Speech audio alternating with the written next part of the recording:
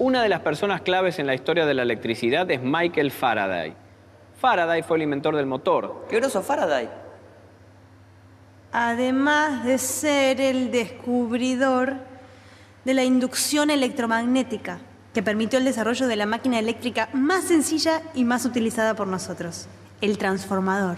Gráfico, por favor. Si la corriente que circula por una bobina es constante, su campo magnético también lo es. Si la corriente es variable, por ejemplo, alterna, el campo magnético de la bobina es también variable. Cuando un campo magnético varía, aparece voltaje en los conductores y bobinas que estén cerca. Si enrollamos dos bobinas aisladas alrededor de un trozo de hierro que canalice el flujo magnético, al alimentar la primera con tensión alterna, el flujo magnético variable generado por esta va a inducir un voltaje en la segunda. Ese es el principio del transformador. Y acá vienen los números.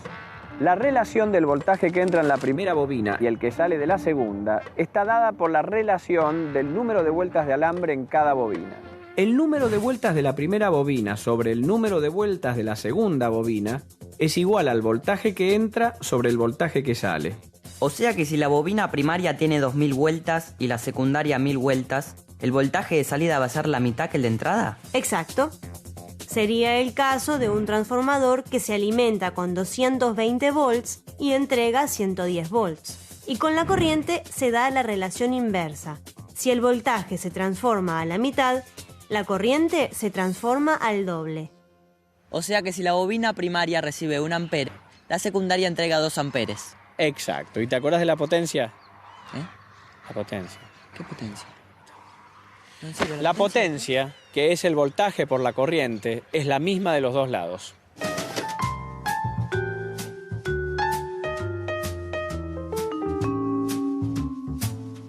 Pero en la práctica no es exactamente así. Siempre algo de potencia se pierde por dispersión de flujo magnético por generación de calor.